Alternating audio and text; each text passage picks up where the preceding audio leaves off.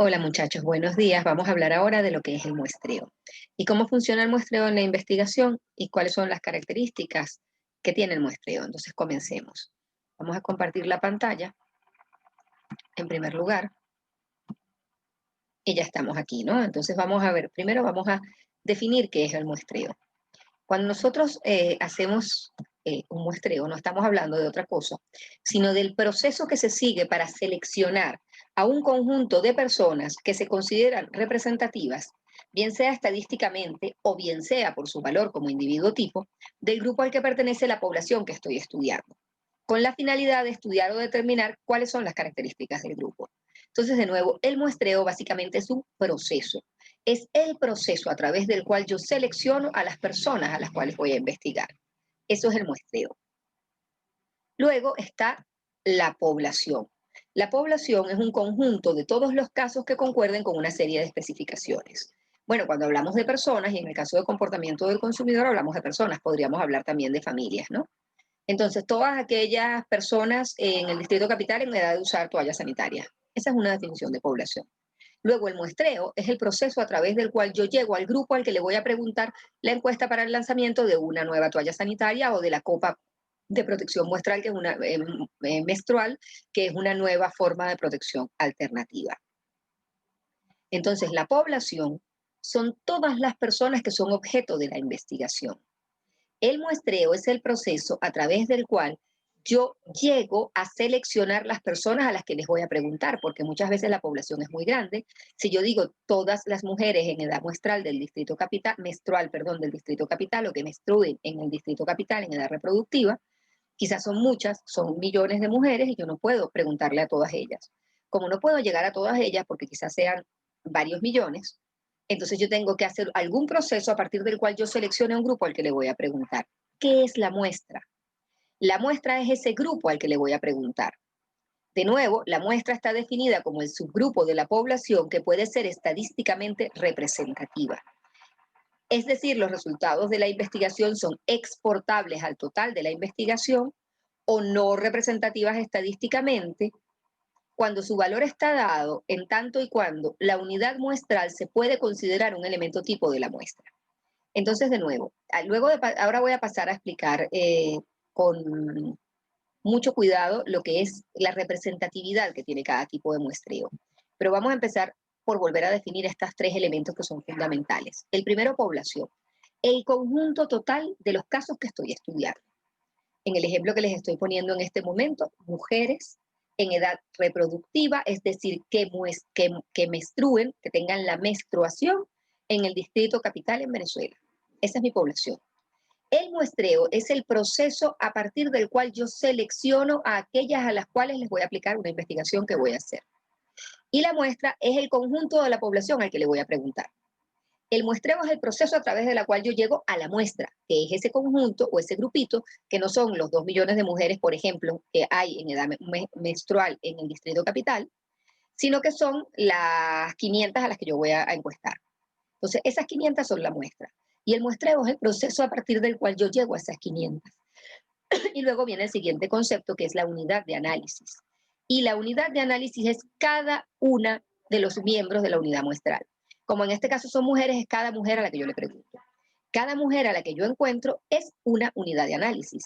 Si yo hubiese hablado de familias en esta muestra o hubiese hablado de empresas, porque mi población son todas las empresas que ofrezcan servicios de seguridad en el Distrito Capital, por ejemplo, porque yo tengo unos productos que esas empresas compran. Entonces, si mi población fuesen todas las empresas que prestan servicios de seguridad en el Distrito Capital, el muestreo sería el método a partir del cual yo escojo las empresas a las que voy a alcanzar con mi investigación, es decir, a las que voy a entrevistar, enviar cuestionarios, observar, la forma en la que sea que yo voy a investigar. La muestra sería el grupo de empresas a las cuales voy a preguntar y la unidad de análisis sería cada una de esas empresas. ¿Ok? La población es el total, ¿verdad?, del grupo que me interesa. La población de interés, yo debo definirlo.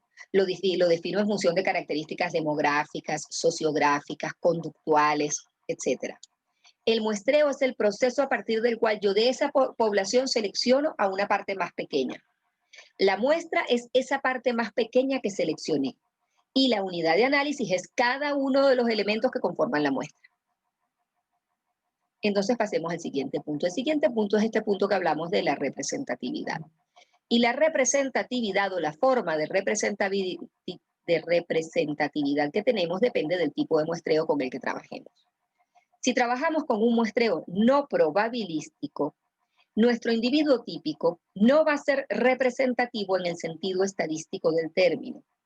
Es decir, si el muestreo es no probabilístico significa que no todos los miembros de la población tienen la misma probabilidad de ser alcanzados por la investigación.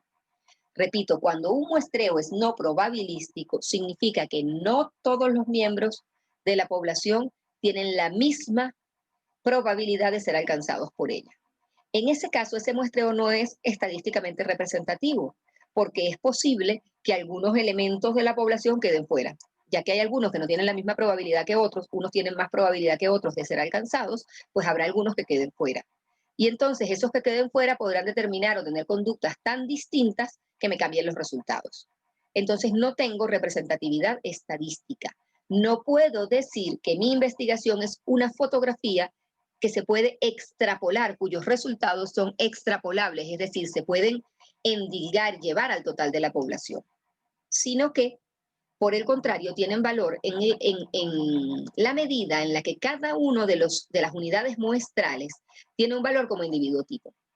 Esto se los dije en la clase pasada y se los repito. Yo soy un individuo tipo, yo tengo unas tipologías determinadas.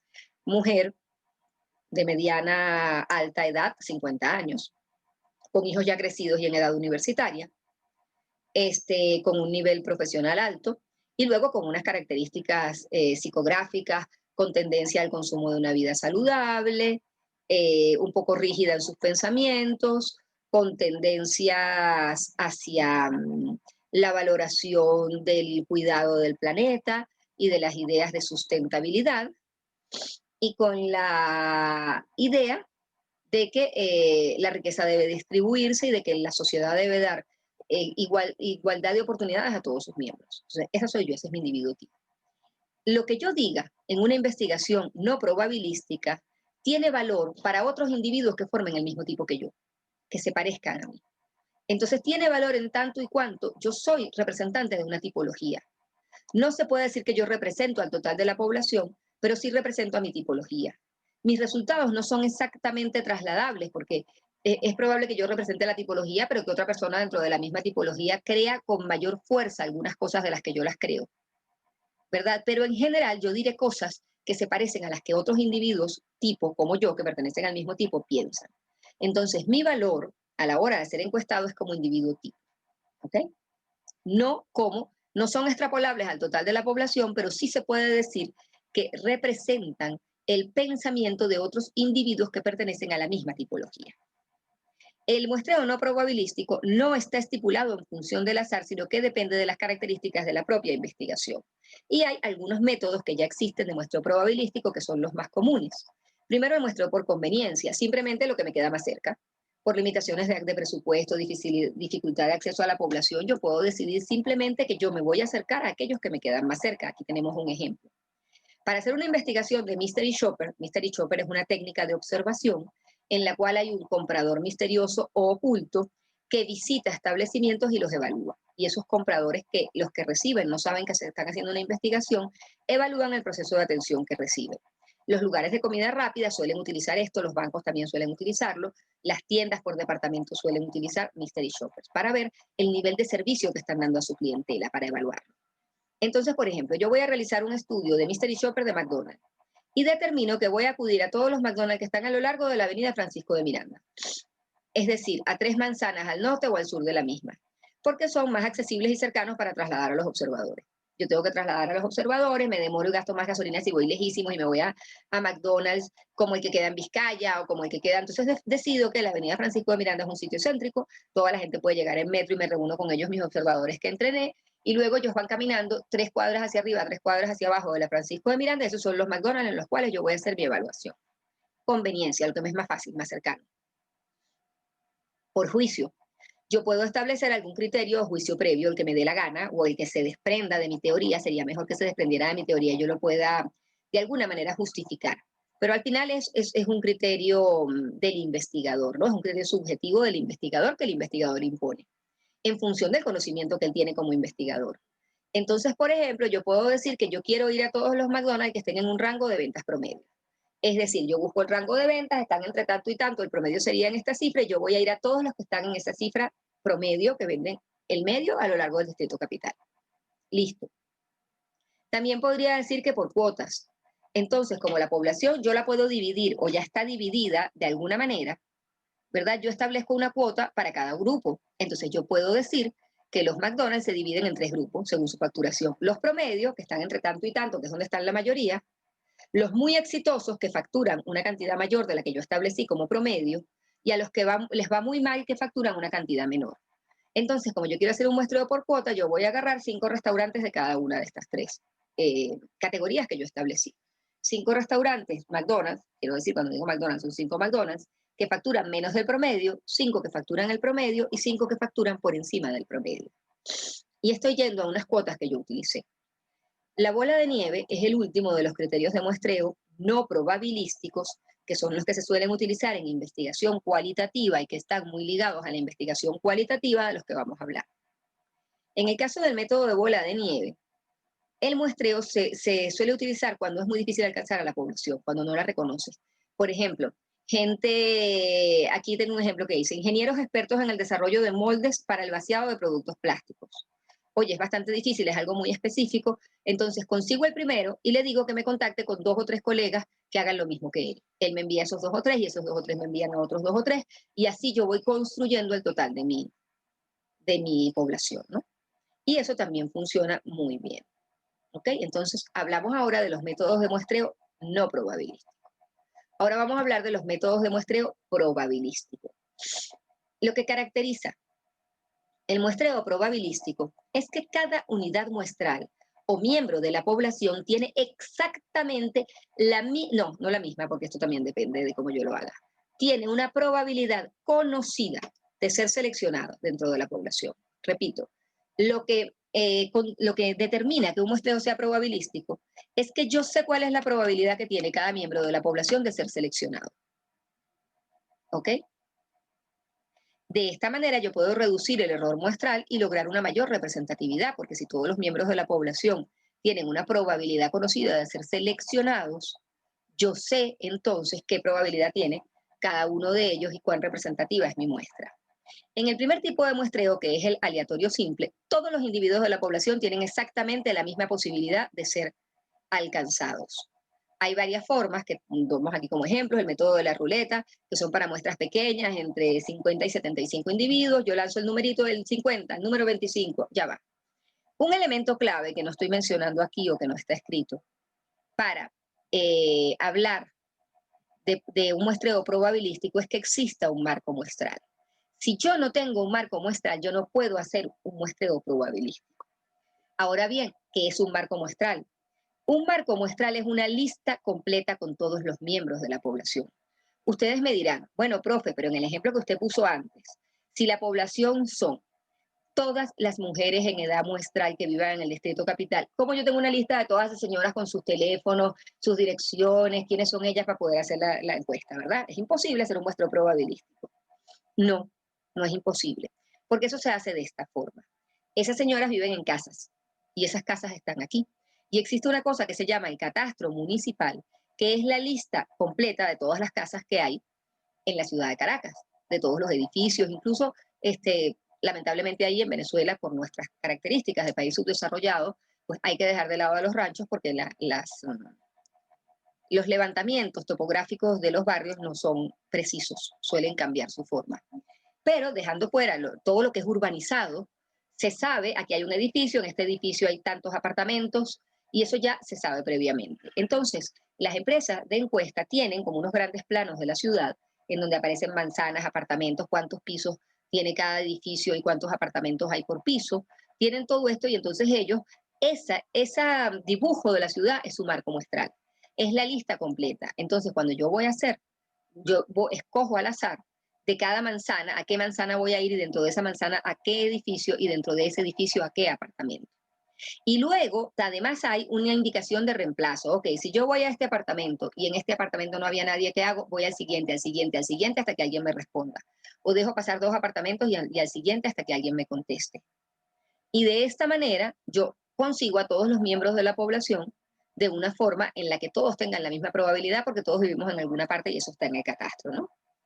Entonces, el primer método, que es el aleatorio simple, yo le puedo asignar, si mi población es nada más que una urbanización, y en esa urbanización hay 75 viviendas, 100 viviendas, pues yo meto, hago mi ruleta, enumero esas viviendas, la 1 es esta, la 2, la 2 es esta, la 3 es esta, y saco en mi ruleta el numerito y sé que voy a ir a la casa 25, a la casa 75, a la casa 89, a cada una de ellas, ¿no?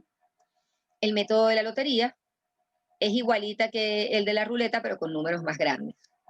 El método de la tabla de números aleatorios, hay tablas que ya están hechas de números aleatorios, tú pides una tabla de números aleatorios en Google, vamos a pedirla aquí, a ver si nos sale. Por ejemplo, si yo tuviera Caracas, estarían numeradas todas las manzanas, edificios y viviendas de Caracas una por uno, sé cuáles números son. Entonces busco mi tabla de números aleatorios y entonces aquí tengo, a ver, esta tabla. Bueno, esta es la primera tabla de números aleatorios que se publicó. Wikipedia explica lo que es y que Pearson hizo la primera, no la tenemos aquí. Quería mostrarles una tabla, muchachos. Vamos a ver, a buscar las imágenes. Entonces aquí sí nos va a aparecer alguna tabla de números aleatorios. Perfecto, aquí tenemos una tabla de números aleatorios. Entonces yo, vamos a ver si podemos agrandar esta imagen y verla. Selecciono algún número de esta tabla o algún número compuesto de esta tabla y esa es el número de apartamento al que voy a ir. Aquí estoy, por ejemplo. El primer número aleatorio es 10.680, el segundo es 11.000 no sé cuánto, el tal es no sé cuánto. Y aquí tengo cada uno de los números aleatorios. Entonces voy a la casa número 10.680 de Caracas. Imagínense cuántos millones de casas puede haber en Caracas. Pongamos que hay 3 millones de casas. Bueno, voy a ir a la número 10.680 y a la número 22.000 no sé cuánto, a cada una de esas, ¿no? Y si en esa casa no me responden, a la siguiente, a la siguiente, a la siguiente. Pero como la primera fue elegida al azar, aunque las siguientes sean consecutivas, siguen teniendo el elemento del azar, ¿no? Entonces, ya va, que se me cerró algo que tenía antes abierto. Vamos a volverlo a abrir, que ya lo teníamos abierto. Ok, entonces volvamos a la clase, que no es esta, no es esta, que era esta, ¿no? Entonces, otro método es la tabla de números aleatorios y el computarizado, que es que la computadora te va sacando los números aleatorios hasta completar la cantidad de números que necesitas, que es más sencilla. Luego tienes el método aleatorio estratificado. Tú divides a la población en grupos o estratos que deben ser colectivamente exhaustivos y mutuamente excluyentes. ¿Qué significa eso? Que entre ellos, que entre todos ellos se debe describir al total de la población y que tienen que ser mutuamente excluyentes. Entonces yo digo, mujeres en edad muestral de 12 a 18 años, ese es el primer grupo. Entonces, bueno, evidentemente que las que están entre 12 y 18, entre 19 y 25, entre 26 y 30, y así hasta llegar a 70, por ejemplo, que para estar seguros de que no haya ninguna en edad muestral, pues todos esos grupos juntos me describen al total de la población, es decir, son colectivamente exhaustivos. Y son mutuamente excluyentes porque yo no puedo tener al mismo tiempo 19 y 18 años. O tengo 19 que ya lo cumplí, o tengo 18, ¿ok? Entonces, el muestreo, yo tengo dividida la población en esos subgrupos y de cada subgrupo tomo el mismo número de unidades muestrales. Es decir, yo voy a agarrar 100 mujeres de cada grupo de edad, 100 entre 12 y 18, 100 entre 19 y 25, 100 entre 26 y 35, 100 entre 36 y 45, 100 entre la misma cantidad. O puede ser muestreo estratificado proporcional, en lugar de estratificado simple, en el cual agarro a la misma cantidad de personas en cada subgrupo, voy a agarrar un estratificado proporcional. Entonces, si hay mayor cantidad de mujeres entre 12 y 18 años en edad de muestrar, si hay mayor cantidad de mujeres, existe una mayor cantidad de mujeres entre 12 y 18 años que estén menstruando, que entre 18 y 25 años que estén menstruando, yo agarraré una proporción mayor de mujeres.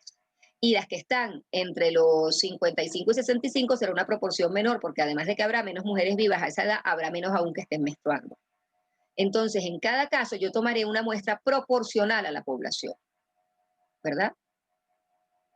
Tendré una cantidad de individuos distintos en función de aquellos estratos en los cuales la población sea más grande. Por ejemplo, si fuese la Universidad Católica y quisiésemos tomar estudiantes, evidentemente yo tomaría más estudiantes de comunicación social y de administración, que son carreras que tienen mayor cantidad de inscritos, que de letras y filosofía, que son carreras que tienen menor cantidad de inscritos. Eso es un muestreo estratificado proporcional. Mientras que si fuese un muestreo estratificado simple, yo tendré la misma cantidad de estudiantes de letras que de comunicación. ¿Verdad? Porque yo estratifico por carrera para asegurarme de tener estudiantes de todas las carreras, pero no lo hago proporcionalmente al tamaño de la población. Muestreo estratificado simple. Todos los estratos tienen la misma cantidad de unidades muestrales. No es proporcional a la población. Muestreo estratificado proporcional, cada estrato tiene una cantidad de unidades muestrales diferentes en función de cómo es la población. Siguiente concepto, muestreo sistemático. De esta manera, yo lo que hago es escoger a la primera unidad al azar y luego todos los demás individuos vienen en función del primero. Entonces, en este caso yo digo que yo voy a seleccionar de forma sistemática. Escojo una unidad para seleccionar a los individuos muestrales. Por ejemplo, aquí tengo una fórmula con la cual lo hago. El valor de K es N entre N. N es el tamaño de la población y la N minúscula es el tamaño de la muestra. Entonces yo voy a dividir el tamaño de la población entre el tamaño de la muestra. Y voy a obtener un número aleatorio que está entre 1 y K. Ese será el punto de partida. Y luego le sumaré al número aleatorio obtenido K más K. Pongo un ejemplo. Si yo digo que quiero tomar una muestra de 300 apartamentos en un complejo habitacional con 1.800 apartamentos, el intervalo de selección sería K, que es el intervalo de selección, sería 1.800 entre 306. Entonces yo inicio el proceso de selección sistemática escogiendo al azar un número entre 1 y 6. A partir de ese número entre 1 y 6, que son los primeros, yo voy cada 6 apartamentos. Entonces, digamos, esto es un edificio con todos estos apartamentos. Y yo quiero ir a cada uno de los edificios. Entonces aquí tengo el primer edificio y tengo el apartamento 1, 2, 3, 4, 5, 50 apartamentos. Segundo edificio y tengo de nuevo el apartamento 1, 2, 3, 4, 5 y quiero llegar a todos. En total yo sé que tengo 1.800 apartamentos y que mi población va a ser de 300 apartamentos en los cuales voy a encuestar. Entonces divido 1.800 entre 300 y me da 6. En los primeros 6 escojo al azar cuál es el apartamento al que le voy a preguntar de los primeros 6. El primero, el segundo, el tercero, el cuarto, y me sale el quinto. Entonces, cuento 1, 2, 3, 4, 5, 6, el que toque. 1, 2, 3, 4, 5, 6, el que toque. O sea, me salió el quinto. Entonces luego, sexto, séptimo, octavo, noveno, décimo, undécimo, al número 11. Ese es el que me toca después. Y luego el que me toca después de 6, el que me toca después de 6. Como yo escogí el primero al azar, todos los demás también van a ser escogidos al azar. Pero yo me aseguro de que yo geográficamente, se usa mucho para lograr un muestreo geográfico, voy a estar en todos los edificios. En lugar de hacer una lista de todos los apartamentos, que si yo selecciono al azar me podría tocar que en un edificio tengo 50 de los 300, en un edificio tengo 50 encuestados y en otro edificio nada más tengo 20, esto con el muestreo sistemático no me va a pasar, porque yo agarré uno al azar y luego cada 6 apartamentos voy teniendo uno más. Con lo cual yo me aseguro de que en cada edificio, cada tantos pisos, yo voy a tener a alguien que me represente. ¿Ok? Esto me permite que yo cubra el total de la población. Eso es en lo que ayuda a este tipo de muestreo.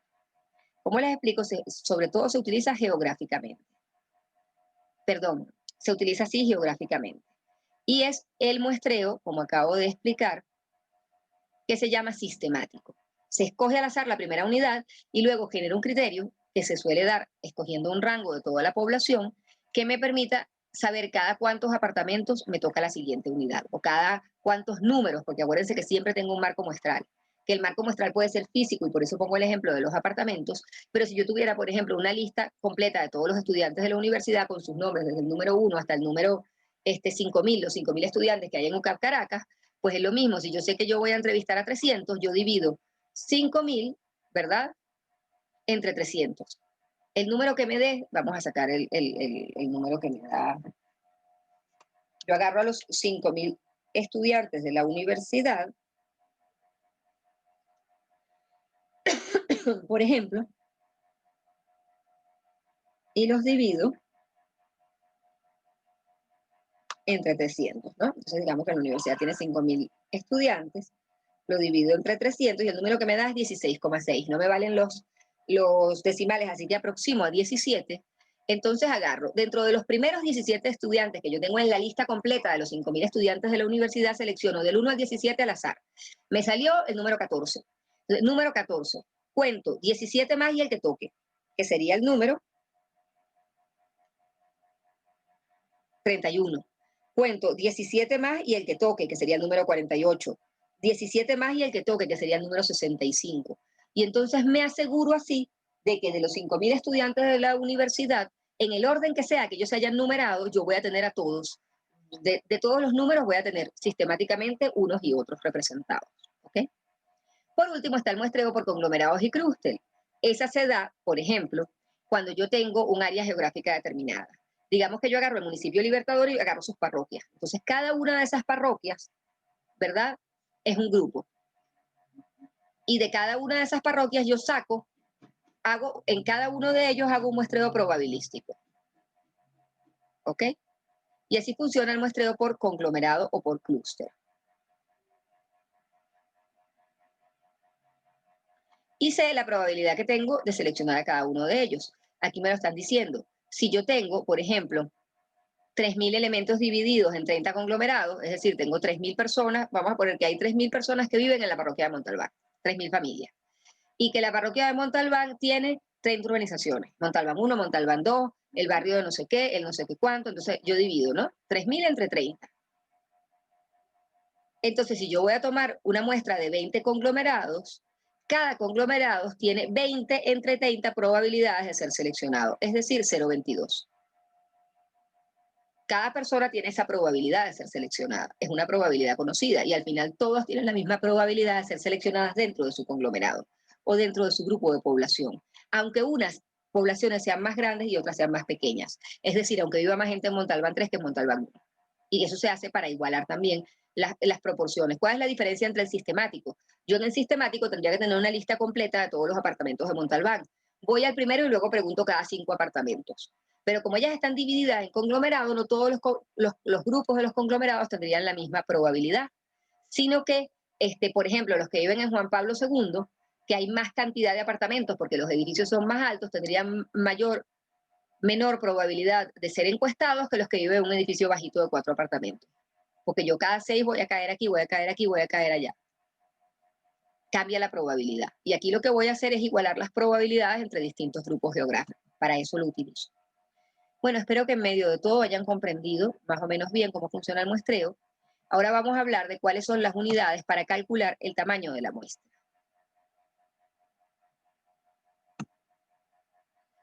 Entonces, el tamaño de la muestra lo analizamos en función de los errores muestrales o de los errores que tiene la investigación. Esta parte prefiero verla con ustedes en clase.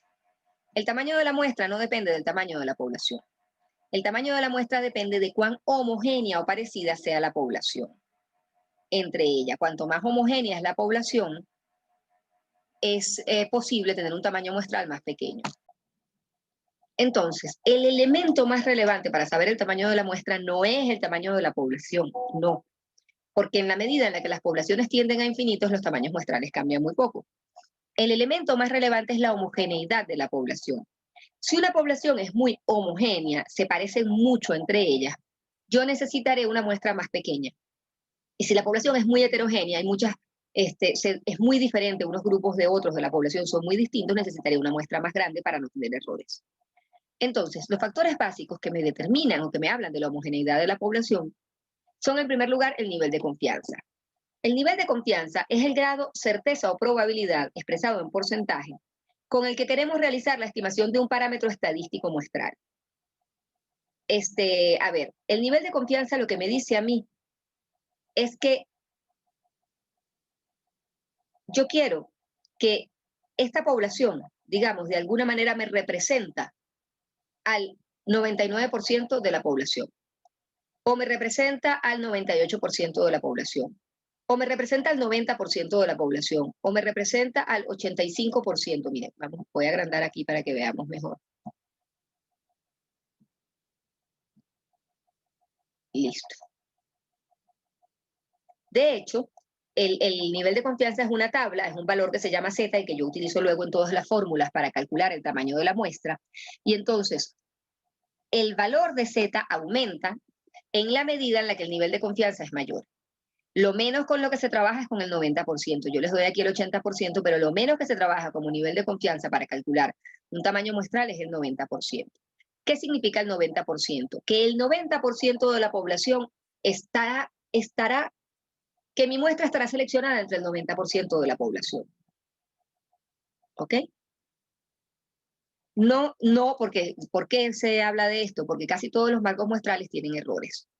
Y luego hay individuos que tienen conductas tan atípicas que no aparecen. Entonces, por ejemplo, cuando yo hablo de un nivel de confianza del 90%, quiere decir que esas conductas atípicas quedan afuera. Yo tendría que encuestar a muchas más personas para identificar esas conductas atípicas. Por ejemplo, es difícil llegar a sótanos sin registrar cuando no tengo el catastro. Entonces yo tendría que hacer una muestra mucho más grande en lo que me permita además identificar unidades sin registrar para poder llegar a ellas, ¿no? Por ejemplo, hay menos sótanos. A mí me interesa tener una muestra de toda la gente que vive que tiene viviendas en el Distrito Capital. Entonces, hay un porcentaje muy chiquitico de esas viviendas que son sótanos. Si yo quiero que mi muestra seleccionada al azar llegue a esos sótanos, tengo que tener una muestra más grande, porque el porcentaje es tan pequeño que si la muestra es más pequeño, es muy probable que la gente que vive en sótanos quede fuera. Yo tengo que agrandar el tamaño de la muestra para que en algún momento resulte que alguno de ellos por azar resultó ser encuestado también. No sé si me explico. Entonces, eso es lo que me habla del nivel de confianza. El parámetro estadístico, que es un parámetro de la población, que no es un margen de error de la encuesta, sino que es un parámetro de la población. Entonces, en la medida en la que ese nivel de confianza, para yo hacer que ese nivel de confianza sea mayor, yo tengo que encuestar a más personas. El nivel de confianza se ha generado para hacer los cálculos estadísticos de la población o de la muestra a la cual yo voy a someter una investigación, es un valor fijo, así como pi, que es 3,1416, igual es un valor fijo. Entonces a mí me dan una tablita ya, que es esta tablita que está aquí, donde me dicen que si yo quiero un nivel de confianza de 80%, el valor es 1,28, y si lo quiero de 99,73%, el valor es 3. Lo normal que se trabaja, 95% y 99%. Y algunas veces uno trabaja a 95%, perdón, a 90%. Lo normal es 90, 95 y 99. Eso es lo normal. Otro elemento importante es, bueno, la homogeneidad de la población. Otro nivel importante es el margen de error. Ya va, que no está escrito aquí, pero es importante que yo se los diga. Otro elemento muy relevante es el margen de error. El margen de error son todos aquellos errores que puedo tener yo al encuestar. Y los errores vienen de muchas fuentes distintas. En una investigación puede tener errores de 1000 tipos. Pero en la medida en la que la población es más grande, esos errores afectarán menos a los resultados de la investigación. Es decir, si yo encuesto 300 personas, es menos probable que los resultados afecten, que esos errores pequeños que puede haber en cada una de las encuestas afecten al total de la muestra, que si yo encuesto 100 personas. Si yo encuesto 100 personas, será más probable que esos errores afecten al total de la muestra a que si encuesto a 300 personas. Entonces, luego vemos a lo que es la función de la estimación de la media y su varianza. La otra cosa que nos dice cuán homogénea es una muestra es la media y la varianza. ¿Qué es la media? La media es el promedio, la suma de todos los casos dividida entre el número de casos. ¿Qué es la varianza? La varianza nos indica cuán homogénea es la media. Porque una media puede ser súper homogénea. No tengo cómo hacerles un dibujito aquí. Ok, una media, si yo digo que mi media es de 3,25 del 1 al 5, entonces eso puede significar o bien que casi todas las puntuaciones que yo obtuve en cualquier variable, donde con una media de 3,25 están entre 2,50 y 4, o bien puede significar que tengo muchos números en 5 y muchos números en 1. Y cuando saco el promedio me da 3,25, porque hay más en 5 que en 1, pero hay muchos en ambos casos. Entonces, en el segundo caso, en el que tengo muchas respuestas en 5 y muchas respuestas en 1, esa media no es representativa y la varianza será muy grande, porque la población no es homogénea.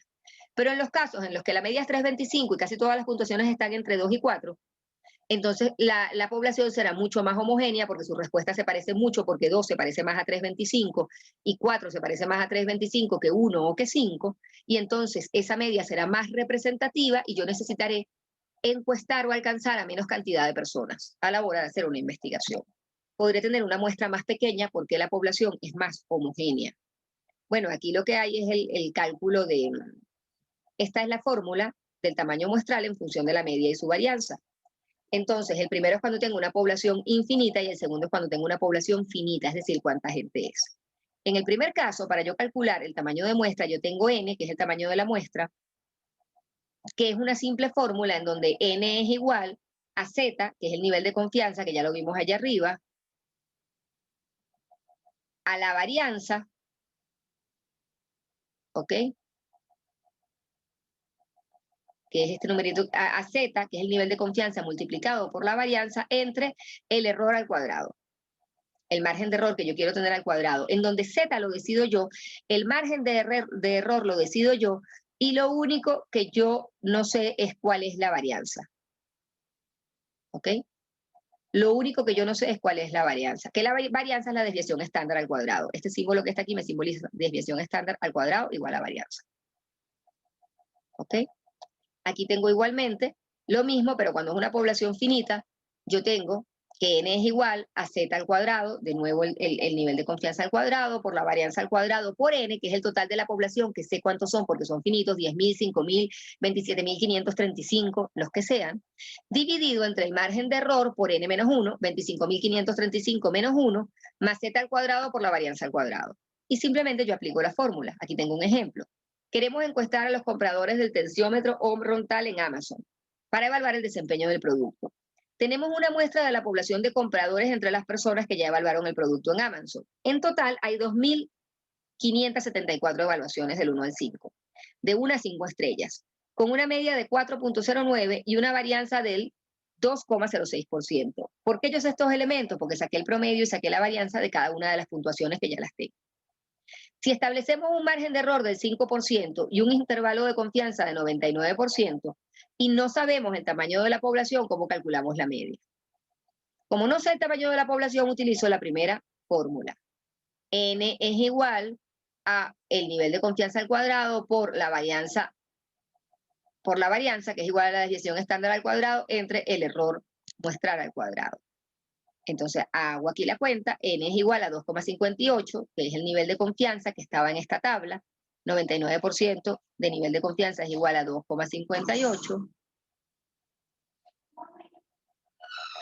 por la varianza, que ya me dijeron aquí que era 2,06, entre 2,06 porque ya está al cuadrado, me están dando la varianza, no la desviación estándar al cuadrado, entre el margen de error, que es el 5%, que es 0,005 al cuadrado. Resuelvo mis cuadrados, 6,65 por 2,06 entre 0,0025, divido tal y al final me da una muestra de 5.485 personas. O sea que yo tengo que entrevistar a 5.485 personas. Si yo no sé cuál es el tamaño de la población y tengo una población infinita. Ahora bien, si yo digo que el tamaño de la población no son todos los individuos que han comprado el tensiómetro, sino nada más aquellos que ya hicieron la evaluación, entonces ya yo sé que la población son 2.574. Y aplico la segunda fórmula, ¿verdad? Aplico mi segunda fórmula. Entonces, n es igual, lo mismo a 2,58 por la varianza al cuadrado, por el tamaño de la población, 2.574.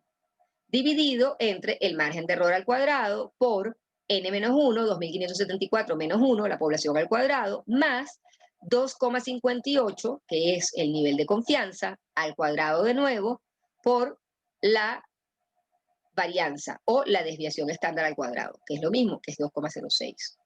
Resuelvo y me da una población de 1.756 personas. Hay otra forma de calcular esto, que no es con la varianza. que es con la proporción estimada. Con la proporción estimada, decimos, con la proporción estimada tenemos que tomar en cuenta lo siguiente. Tenemos igualmente una fórmula para una población que tiende a infinita y otra fórmula para la población infinita. Pero la proporción funciona siempre en función solo de una variable dicotómica. Es decir, yo puedo decir que casi siempre se utiliza el sexo, hombres y mujeres. Entonces, cuando yo puedo dividir a la población en cualquier variable dicotómica, ¿usan el producto o no lo usan? Eso es una variable dicotómica, ¿verdad? Es mucho más fácil para mí trabajar. Sobre todo si yo sé cuál es la proporción en la que esa variable se divide en la población. En la medida en la que esa población sea más cercana al 50%, la muestra será más grande. Cuando yo no conozco esa proporción, yo asumo que esa proporción es del 50%. Y entonces me invento una proporción del 50% y hago un cálculo de tamaño muestral con eso. Aquí tenemos de nuevo otro ejemplo, en donde N es el tamaño de la muestra, Z es el nivel de confianza, que ya habíamos visto que viene en la tabla anterior, P es la probabilidad de éxito o proporción esperada y Q es la probabilidad de fracaso. Yo lo llamo probabilidad de éxito o de fracaso porque ese es el nombre que le dan a las tablas o que se dice en las tablas, pero esto podría ser hombres y mujeres, los que yo podría decir que la probabilidad de éxito es la cantidad de personas que consumen el producto y la de fracaso los que no lo consumen, por ejemplo, ya, ¿no? El error muestral que quiero tener y N es el tamaño de la población. Entonces, si yo no conozco el tamaño de la población, preguntemos y veamos un ejemplo de nuevo. ¿A cuántas familias tendríamos que estudiar para conocer la preferencia del mercado en cuanto a las marcas de comidas para perros pequeños si se desconoce la población total? Tengo un nivel de confianza de 95%, un margen de error del 3%, una proporción esperada, que asumamos que es el 5%, y una proporción Q, es la proporción esperada del 5%, y la proporción no esperada es el otro 95, por supuesto. Si una es el 5, la otra es el 95, ¿no? Z es 1,96 porque la seguridad es el 95%. Y 1 menos P será en este caso 1 menos 0,05, 0,95, y el error muestral ya dijimos que queríamos que fuese un 3%. Entonces, de nuevo, aplico la fórmula. En este caso, yo digo que tengo una proporción esperada del 5%, ¿verdad? 0,05, y en el caso de Q sería igual a 1 menos 0,05, que es igual a 0,95. Q es igual a la diferencia que tengo de la proporción esperada. ¿Y por qué digo que tengo una proporción esperada? Bueno, porque yo tengo una lista completa de toda la gente que tiene perros pequeños en el municipio de Latillo, y sé que de esa lista completa de toda la gente que tiene perros pequeños en el municipio de Latillo, nada más el 5% compra mi marca. Entonces, la proporción que se espera de compra de mi marca es el 5% y el resto es el 95%. La proporción es bastante homogénea en el sentido de que ninguno de ellos compra mi marca. Entonces, o el 95% de ellos no compran mi marca. Entonces, ya sé que Q es 1 menos P, es decir, es 0,95, que P es 0,05 y aplico la cuenta. Entonces, 1,96, que es el nivel de confianza, al cuadrado, por la proporción esperada, 0,05. Por la proporción 1 menos la proporción esperada, el resto de la gente o lo que el resto de la gente hace, es decir, los que no compran mi marca 0,95, los que sí la compran el 0,05, dividido entre el margen de error al cuadrado. Y esto me da 203 personas. Ahora bien, si yo digo que la proporción esperada es menos homogénea, o sea que nada más la mitad de la gente, que yo sé que la mitad de la gente compra mi marca de comida para perros y la otra mitad no, y vuelvo a sacar la cuenta, ese cambio de que en lugar de ser P 0,5, 0,05, o sea, 0,5, que es el 50%, y en lugar de ser 0,95, esto sea 0,5 también, y el resto de los números son los mismos porque el nivel de confianza es lo mismo, el 1,96, que es el 95%, y el margen de error sigue siendo del 3%, me aumenta la población a 1068. Porque al ser la población menos homogénea, la mitad compran la marca y la otra mitad no, yo tengo que tener una muestra más grande. Mientras que en este caso de arriba la población es muy homogénea. El 95% no compra mi marca. Entonces son bastante homogéneos, ¿verdad? La otra fórmula es diciendo que yo sé cuál es el tamaño de la población. Entonces ya yo sé que en el Hatillo hay 5.000 familias. Entonces, pero fíjense ustedes, sabiendo eso y aplicando la segunda fórmula, que es la que incluye el trabajo de la población, en donde tengo lo mismo básicamente, porque multiplico aquí el tamaño de la población, que son 15.000 personas, por el nivel de confianza, que es el 95% y representa la constante de 1,96 al cuadrado, por la proporción esperada de 5%, por la proporción 1 menos la proporción esperada de 95%, dividido entre el margen de error de 3% por 15.000 menos 1, más 1,96, de nuevo, de nuevo el número que representa el nivel de confianza, por la proporción esperada del 5% y 1 menos la proporción esperada, que es la otra parte de esa proporción del 95%, es igual a 200. O sea que de la población infinita era igual a 203 y que sabiendo que la población son 15.000 personas se convierte en igual a 200. La diferencia son nada más 3 familias para entrevistar. Y en el caso de abajo, cuando digo que la población es del 50%, lo mismo. Cuando yo no sabía el tamaño de la población, tenía que entrevistar a 1.068 personas y cuando sé el tamaño tengo que entrevistar a 997. La diferencia es como de 68 más 3, 71 personas únicamente.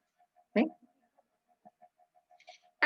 Existen en la web calculadoras de tamaño muestral. Y las calculadoras de tamaño muestral se suelen hacer tomando en cuenta justamente el tamaño de la población. Entonces, en estas calculadoras nosotros podemos decir que el tamaño de la población es, por ejemplo, 10 millones de personas. 10, 1, 2, 3, 1, 2, 3. ¿No? Estos son 10 millones.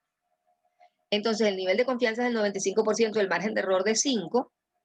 Y vamos a ver de qué tamaño es la muestra, 385 personas, para 10 millones de personas.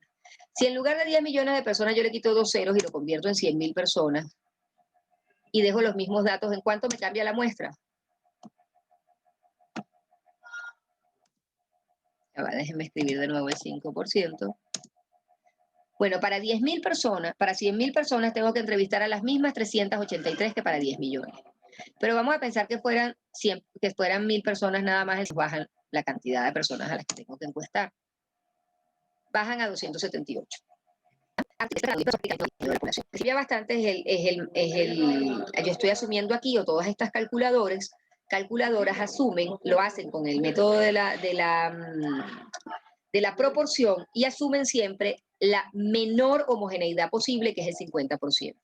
Es decir, que la mitad de la población se distribuye en una parte y la otra mitad en la otra, que es lo menos homogénea que puede ser una población en función de su proporción. De nuevo, ¿cuál es la única condición para utilizar este método muestral? Y no tenemos que aplicar la fórmula, sino que la calculadora lo hace solito, ¿no? Como ya vieron. ¿Cuál es el requisito para aplicar esta forma? Que podamos dividir a la población en una variable dicotómica. ¿Consumen o no consumen el producto? Hay solo dos categorías posibles. Hombre o mujer, hay solo dos categorías posibles. Por otra parte, lo menos que podemos tener para una investigación decente siempre son 100 personas. Y esas 100 personas se dan cuando bajamos el nivel de confianza al 90% y ponemos el margen de error en 8. Entonces, bueno, si digo que son 1.000 personas me da 97. Pero si digo que son 10.000 me da 106. Si digo que son 100.000 me da 107. Si digo que son 1.000.000 me dan los mismos 107. Y si digo que son un montón de millones me siguen dando 107.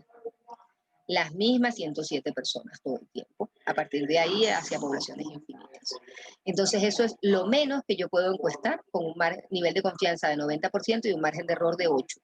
Normalmente siempre deberíamos decir que el margen de error no debería bajar de 5, y ya para un margen de error de 5 nos sube este nivel a 273 personas. Por eso yo suelo recomendar en los trabajos muestras de 300 personas, porque ya cuando llegamos aquí nos da más o menos. Puedo jugar un poquito con el nivel de confianza, con el margen de error, pero alrededor de las 300 personas lograré tener unos datos o unos números más o menos representativos cuando se habla de un muestreo probabilístico. Por supuesto, esto asumiría que yo tengo la lista de la población y etcétera. En teoría, siempre hacemos lo más grande posible la investigación. En la medida que las muestras sean más grandes, solventamos cualquier problema o cualquier error que se dé por el cálculo del tamaño de la muestra. Entonces, déjenme dejar de compartir pantalla y despedirme por ahora. Hasta la próxima clase. Hasta luego, muchachos.